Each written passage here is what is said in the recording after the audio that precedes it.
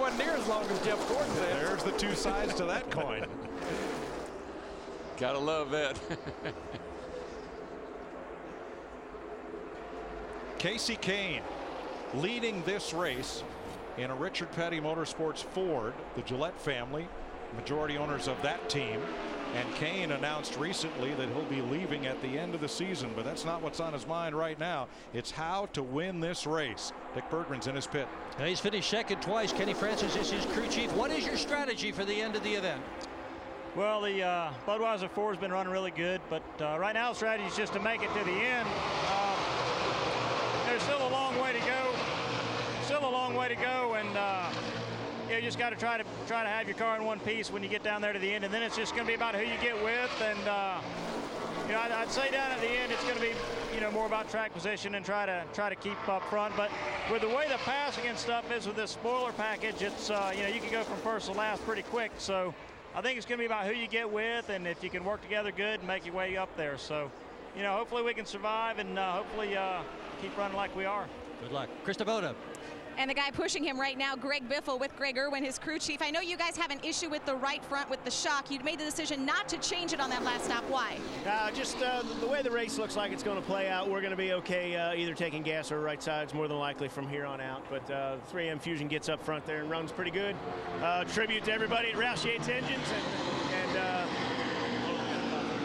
Regan Smith blowing up in the front straightaway. A lot of smoke. He gets down off the track apron. We stayed green for the moment, but a very tense moment for a lot of drivers in the middle of the lead pack. I think we're going to have a caution, guys. Oh, there it is. Yeah, we got it. Sorry about that, bud. Good job. Regan Smith had a strong run today and was leading this race at one point. And now he has brought out the fourth caution of the day. Drivers, fans, and race cars all trying to keep their cool at Talladega today. Let's go down to the nationwide pit zones. Jeff Hammond.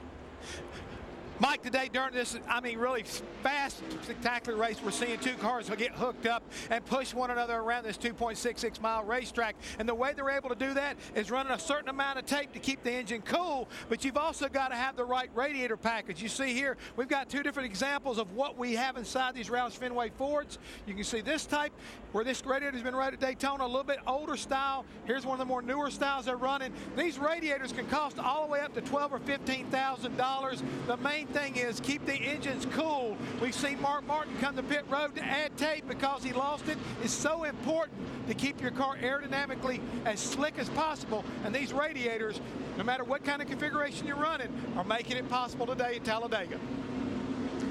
We talk so much about tape on the nose, and from an aero standpoint, that tape on those inlets on the front end, it's like a free lunch.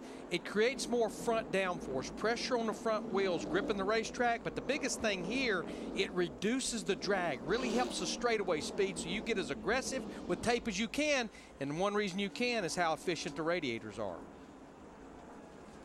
Look who's leading this race. Back at lap 77, Denny Hamlin spun coming through the tri-oval. They cleaned out the splitter and the air inlet in the front that Jeff just told us is so important. Got Hamlin back on track. Could he win 2 races in 1 week? We'll see. Well, this is a spin you were talking about at lap 76. Coming off of turn 4, they started stacking up in front of him after Michael Waltrip hit the wall. Back here he comes. And boy, just barely in front of Robbie Gordon in the 7, Keselowski in the 12. But he also has fought his way since that last restart. He came in and topped off, Mike, and they made more adjustments. He started back about 31st or 32nd on that last restart about 13 laps ago. You know why he's leading the race? He got a fast car. The guy behind him. David Rudiman. Rudiman hooked up with him and really gave him a shove. We heard Jimmy Johnson say the 00 is one of the best pushers out here. You got it. Pit road is open. Hamlin leads them down. You see Ambrose going past. He's the free pass car. Here's Dick. David Rudiman will take 2 tires on this pit stop. Their principal goal today, finish. They've had 3 engine failures this year, which has put them back in the points. Steve. Dick Brian Vickers had a clean entry, lap cars in front of him and behind him. This time, they're going to take 4 tires. Ryan Pemberton said they can make it on 1 more stop, Krista. The front carrier, Colin Passey's the one who's been earning his money today. He doesn't have to worry about the compressed car this time because it's fuel only for Biffle. Matt? Right side tires for Denny Hamlin in the 11, chassis adjustment as well. On the previous stop, they made 3 different stops. On one of those, they changed the batteries, so they've already got a backup battery in that 11 machine. A lot of gamblers on this round of pit stops, and some drivers that stayed out, led by Mark Martin and Carl Edwards. They are coming to pit road. It's too early to get to the front just yet. We'll see. NASCAR Sprint Cup Racing on Fox is sponsored by Sprint, proud sponsor of the NASCAR Sprint Cup Series.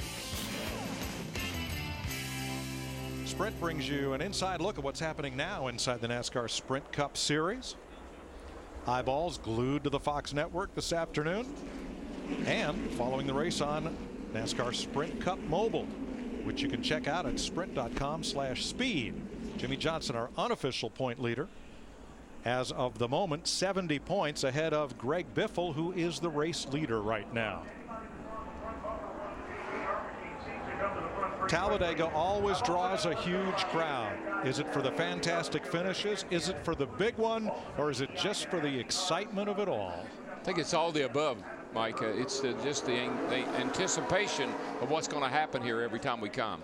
2 places in Alabama draws big crowds, Talladega and Tuscaloosa.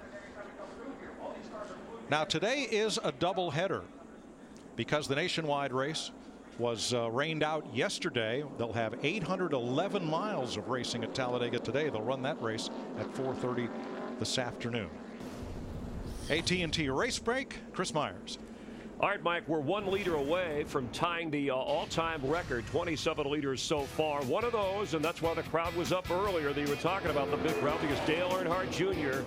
has led 8 laps in this race. And among the 64 lead changes, talked about Denny Hamlin getting back to the front. This was on lap 76. He was okay, fell to the back of the pack, worked his way back up, but then moments ago, lap 84, 8 cars involved, triggered, at least according to Michael Waltrip, by Kyle Busch.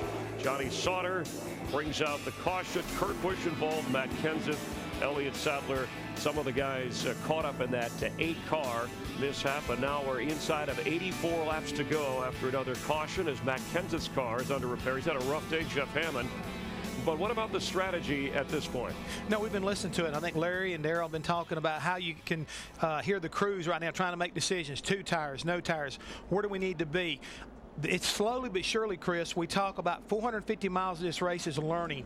The final 50 laps or 50 miles of it, you've got to be in position. It's all about making the right decision and having the right decisions made. So this final pit stop, which is right around the corner, that's when that basically the die will be cast, you might say. I was intrigued by the radio communication about which car is the one you want to team up with, and there were just a few drivers. Some of those were altered. Is that something drivers are still looking for, crew chiefs? Yeah, you want to find out right now who's been kind of like playing around, who really has the strongest ride out there. I mean, I found it very interesting that right now David Rudiman has been tapped as one of the fastest cars in this pack right now. So getting hooked up with him, taking a Dale Jr. or Jimmy Johnson, who both have a very fast car, it's going to be interesting, Chris. How do you get together with this guy? Your fastest pit crew, if you want to vote, text it to AT&T, and our fastest pit crew of the year award. Jeff will have his delivered by AT&T, the nation's fastest 3G network.